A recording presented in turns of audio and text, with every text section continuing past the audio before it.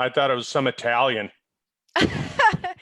No, it's Sally. Hello, everyone. Welcome. Thanks for Hey, joining us today.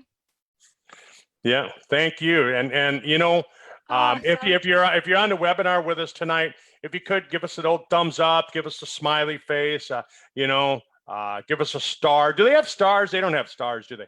But uh, no. give us a comment, something like that. Just let us know that you're on, and we appreciate you being here with us every week. And Katie, thanks for stepping out and just really you know being putting together some great information for everyone. Thank you. Thank you. Thank you, Kurt. Thanks for joining us. Yeah, I'm really excited about the topic today. So the question is, are you buying fake supplements? So many people buy supplements, Kurt. It's pretty common and probably getting more and more common. I did read a statistic that said for people over the age of 50% buy some sort of supplement by the time they reach that age. They kind of figure things are starting to slow down, wear out. They're not quite the same as they used to. And maybe if they weren't taking supplements when they're younger, they then start to make those purchases around 50. That's what the statistics say. So what do you think about that? I think you're entirely true. Most people they wait until they're sick, and then they go, oh no, what should I take now? Or grandma died from this, what can I take? But they wait until, like you said, 40, 50, 60. Mm-hmm. Yeah. So it was really interesting because I was looking at a study. It was written up, it was on the internet, and it said that the New York Times reported several brands of top selling vitamins and mineral supplements at national retailers did not contain any of the herbs listed on the label. Tests showed that the pills labeled medicinal herbs often contained very little and more often cheap fillers like powdered rice, asparagus, and houseplants, and in some cases could be dangerously combined for those with allergies. So, this is a big problem and you really don't know what you're getting. So it's very important to know that you're buying from a trusted supplier. And so I guess number one, if you want to make sure you're not buying a fake supplement, then you would definitely want to buy it from a GMP manufacturer, but more importantly, as you pointed out the other day, a CGMP manufacturer. So do you want to explain to our viewers the difference between a CGMP and a GMP and why that's important, particularly in relation to knowing that you're getting what you're getting? I'll do that. First, I just want to tell you, and I know I've told you this story before, Katie, that there was a vitamin company here up in the Midwest in the United States, and they were supplying great products for people, but then this group of pharmacists actually bought the company, and what they did is they started producing different vitamins, and they lowered the price, and everybody thought, oh wow, they're going to make vitamins cheaper, and what they were doing when the FDA caught them is they were actually taking, and they had just a big mixing bowl, and they would throw whatever they wanted in there. They'd put all this powder in there, they'd add blue food coloring to it, and they'd call that B vitamins. They'd add orange food coloring to it, they'd call it vitamin C, and they'd leave it white, they'd call it calcium, and with total disregard for what they were selling. And when they got in trouble, these pharmacists basically said, look, vitamins don't do anything anyhow. So it doesn't matter what we sell the consumer. And so, folks, if you think that there's nobody out there doing that to you right now, you're totally mistaken. And so, like Katie just pointed out, GMP, what does GMP stand for? Good manufacturing practices. And what that basically means is that the vitamin company is going to put in the product what they say they're going to put into the product. What CGMP, Certified Good Manufacturing Practices, that's what Sizzle is. And there's only a handful of companies, only a handful of formulators that actually follow CGMP rating. It means that the FDA can actually come into the office unannounced anytime they want, and they can pull products off the shelf and they can test it. And if it doesn't meet the product label, you're in trouble. Yeah. And so that's where you want to buy your products, because then you know what you're getting is what you're getting. Yeah, because this ensures, a much higher quality. And in fact, for those listening on the call, I'm not sure you may have seen the recording that's on YouTube. Tom Mauer actually talks about how they had FDA just come in to investigate and check that they're actually making and doing what they're doing. And he tells a whole story about that. It's fascinating. I won't get into it on this call, but if you do want to listen to it, you can find it on YouTube. We'll post the link at the bottom here so you can go and listen to it later. So that's really important. Yeah. So you want to make sure that if you are buying a supplement, that it's from a CGMP manufacturer, because as Kurt pointed out, GMP is not anywhere near the same as a CGMP. And a lot of people say they're GMP, but they're not CGMP. So it's a big difference. So that's really important. Another thing that I've heard Tom mention quite a bit, Kurt, and that's called fairy dusting. And this is Tom's quote. He says, I often see just a fairy dusting of an active ingredient, too little amount to do anything, but they've got enough to make a label claim. It's like putting an eyedropper of gasoline in your car tank and expecting it to go anywhere. That is why I say almost all products are overhyped and underperform. So fairy dusting, and so that comes back to when you're looking at the label on the back of the bottle, does the product have enough of the ingredient to be a therapeutic dose? That's right. That's right. Yeah. And Tom was saying last year he was at a conference that was made up of all these nutritional formulators, and with the cost of everything going up in the world, everything's gone up. The cost of raw goods has gone up. The cost of delivery has gone up. Everything's gone up in price. And so one of the discussions that they said they had at their annual meeting was how to make more profits. And some of the leaders at this conference actually told this group of formulators, well, if you just take and cut back on the amount of product that you put into your product, you can still say it's in there. And so they actually told the group to do that. So it's not that it just happens once in a while. It happens a lot, like Tom says. Yeah, it's crazy. Another really interesting thing that I read was that Amazon, and this is in a fairly recent article, Amazon recently admitted that fake copy supplements are being sold on their site. They also state that they don't test any supplements. So it's really up to you to feel confident and trust the sources and manufacturers. So in other words, they're getting people on their suppliers on the Amazon site, they're selling copy versions of other brand supplements, and they're not even the real thing. They've copied the label and all of that. And so you don't even know what you're buying. So they say, be very cautious of buying stuff on Amazon. And you could also probably relay that to eBay too, because I'm pretty sure that they don't test each of their individual suppliers' products to make sure they are what they say they are. And they're genuine, they're authentic, they're not copies or ripoffs. And so this is a big problem too. And I think when you're taking a supplement, you want to know that it's going to work, but more importantly, you want to know that you're safe. I mean, heaven forbid that not only does it not work, but it's actually got heavy metals or some contaminants in it that's actually going to make you worse than actually do any good. And so if you can't really trust the source, Kurt, I wouldn't want to buy it if I can't trust the source. And that's why I love the Sizzle products, because we can trust the manufacturing process. That's right. Yeah.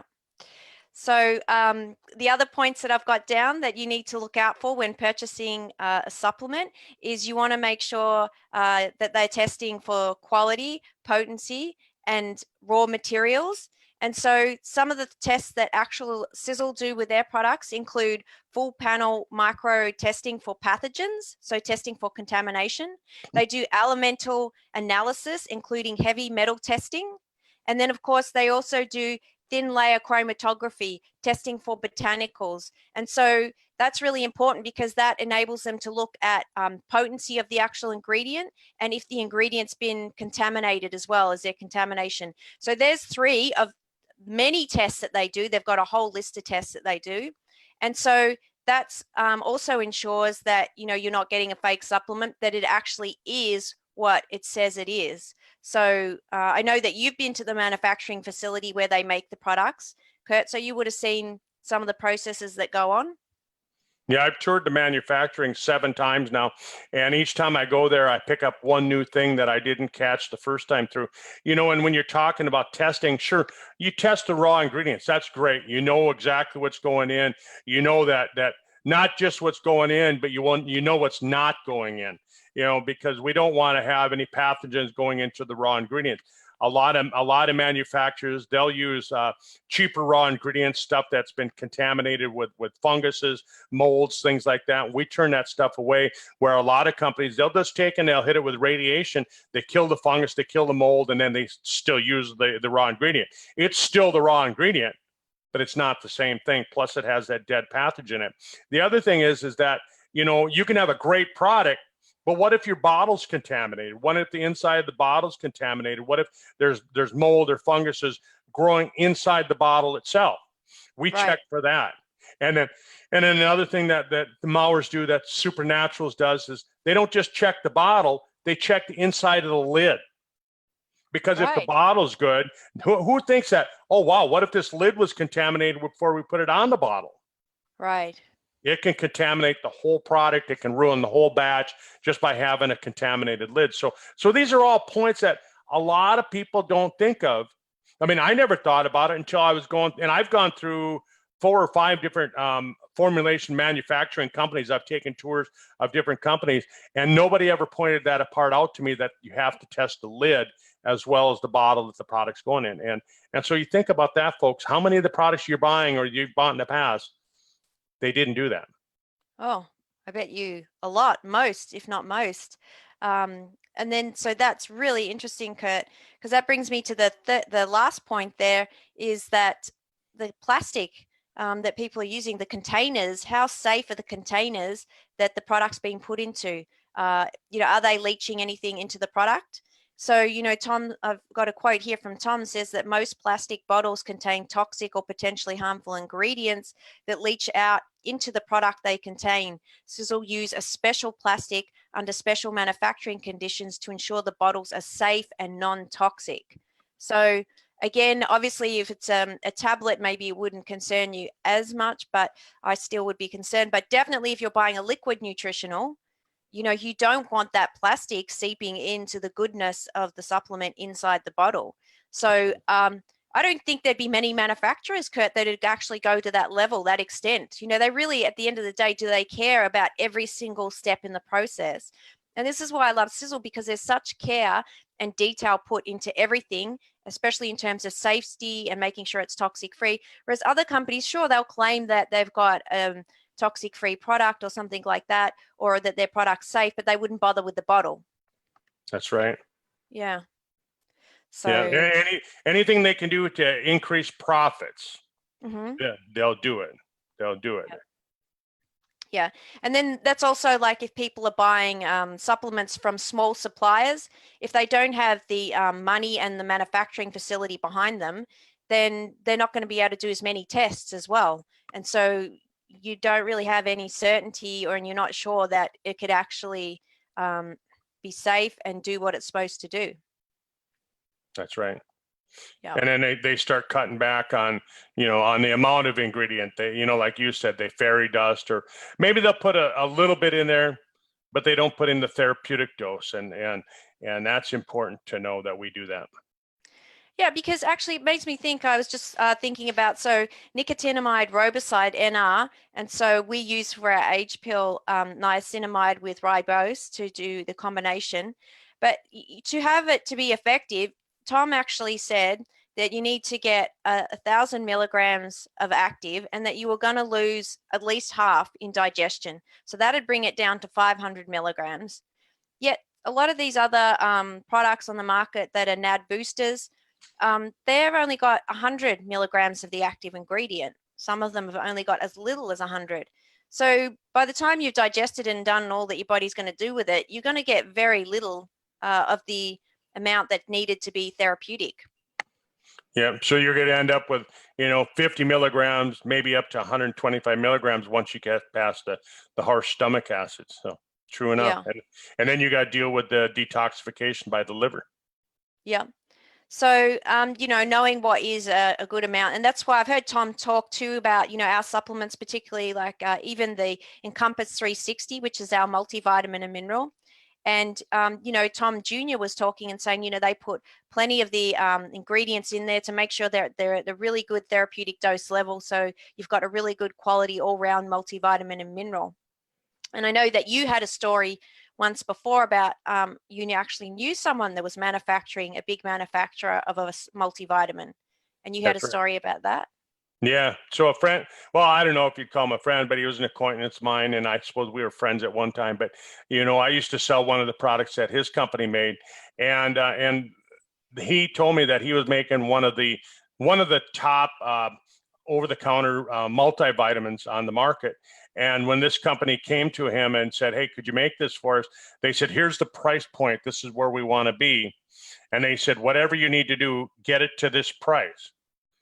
And so he said, by the time that they, cut and cut and cut on what they were doing, he said only about 3% of people could actually use what was in the vitamin. The other 97% of us couldn't even break down the shellac that covered the vitamin. And so you might as well drive down the highway and throw it out the window of your car. That's how much good it would do. Oh boy. And people are paying a lot of money for this. And so, yeah, and this was actually really big from memory. It was a really big brand, should I say, not necessarily a manufacturer, but a brand of product that's very well known. So again, it'd be interesting to see if you actually did a check on that product. Have they done all those things? Were they a CGMP manufacturer where the product was made? Were they testing for quality, potency, raw materials? I mean, I bet you none of those things, by the sounds of it, were being done. Well, it actually the manufacturer was a CGMP rated Oh, wow. formulator, right? But just like Tom will tell you, I mean, if somebody comes in, here's what we demand you make us. You make it to their specifications. Okay, so it was still safe, it just wasn't effective. And That's so right. this is where it's important to be able to read the bottle and actually do some research and find out what is a good therapeutic dose. So actually that we can just talk about that for a minute. What is the minimum, like you talk about RDIs, you've talked about that before, a recommended daily intake of a particular vitamin or mineral. And the RDIs are actually really low, and there's more science to suggest that the RDIs of certain vitamins and minerals could be a lot higher, particularly for optimum health, and even maybe a different story if you're not only looking for optimum health, you're looking for age reversal. So do you want to just talk a little bit about RDIs and how do people know, what amount of an ingredient do they need to be effective? Right. So when you're looking at RDIs or RDAs, the thing about it is you have to ask yourself, what exactly is an RDI? Mm-hmm. And an RDI used to be the minimum daily requirement. Back when they came up with those numbers, it was the minimum daily requirement. And so then you ask yourself, minimum for what? Well, it was the minimum to prevent scurvy and rickets. Mm-hmm. Well, when was the last time you met somebody with scurvy? Well, I haven't met anyone, but I'm sure there's someone in the population that's suffering from it. Right? I mean, Yeah. I've met some people that have had it, but it's not that common like it was, 100 years ago or 200 years ago. So it was the minimum daily requirements of nutrients to prevent scurvy and rickets. That's all it was for. So it was a minimum daily requirement. It wasn't something to cause optimum health. It wasn't something to prevent disease. And it was based on the few known vitamins that they knew at the time in 1954 when it was invented. So they took an average 154-pound Irishman in Boston in 1954, and they said this is the minimum daily requirements to prevent scurvy and rickets. And we've used that same basic recommendation for the last 70 years, even though in today's world we know that our food is a lot less nutritious, doesn't have the nutrients that it did 50 to 70 years ago. We know that we're eating a lot more processed carbohydrates. We're breathing in a lot more chemicals. We're drinking a lot more chemicals. We have a lot more stressful lives than we did 50 to 70 years ago. And people just we're not working as hard as we used to. So, we need different nutrients than we did 50 to 70 years ago. So they like Tom Jr. pointed out, he's added more ingredients to the Encompass 360 because our lifestyles were different than when the RDI or the RDA was written back 50 to 70 years ago. Yeah. That's really interesting, and about, getting vitamins and minerals in your diet. If I think of my mum, she thinks that she doesn't need them. She can get everything she needs from a diet and she doesn't need any supplements. But actually, if you look at all the foods she's eating, like for instance, the breakfast product that she has, which is sort of like a muesli.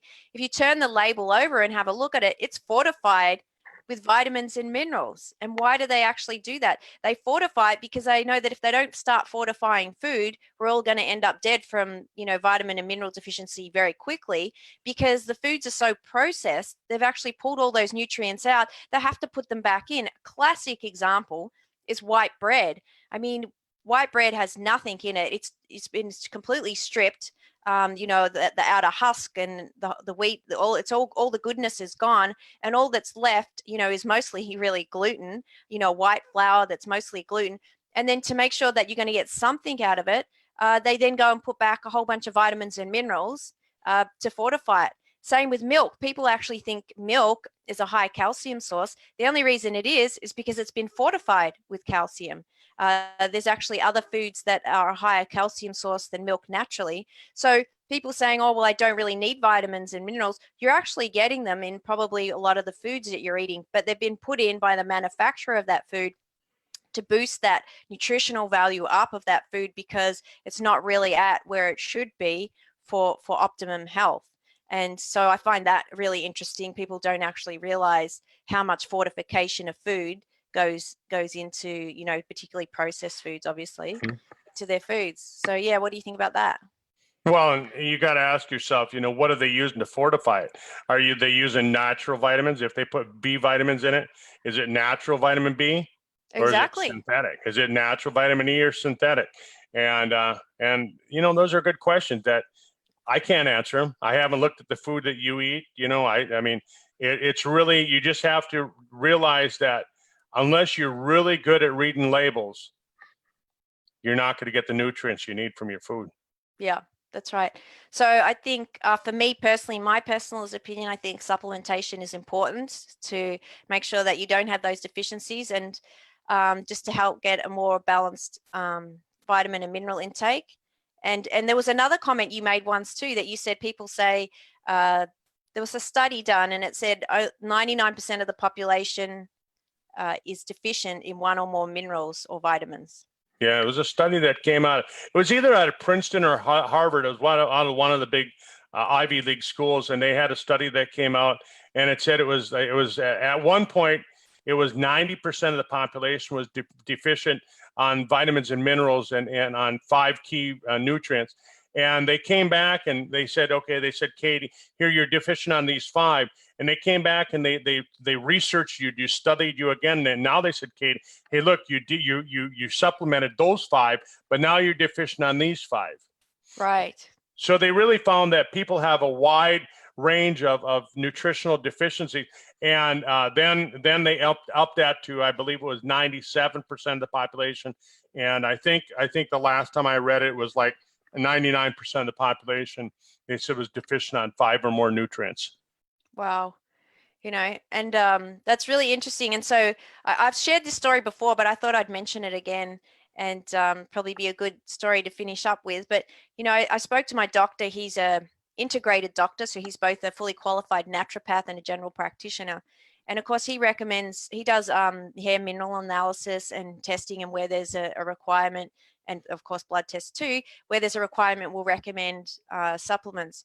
And he said to me that what amazed him was that he could have a patient come in, he's tested them, they're vitamin D deficient. He's recommended that they take a supplement to fill that gap and boost those levels up. The patient goes away, and then 2 years later, the patient comes back in to see him again and gets retested. And again, he's still deficient in vitamin D.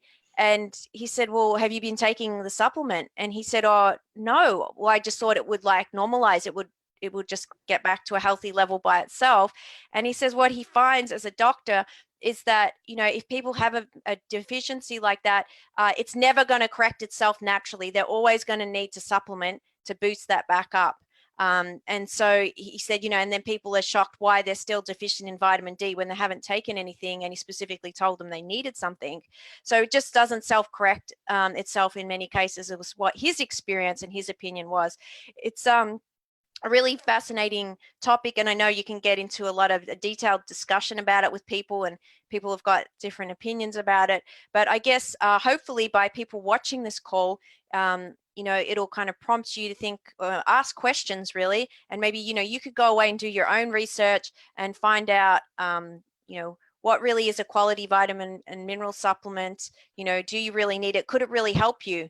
I mean, Kurt, when I started taking the Compass 360, straight away within a couple months, my hair started accelerating in growth. Like my hair growth was getting longer, faster.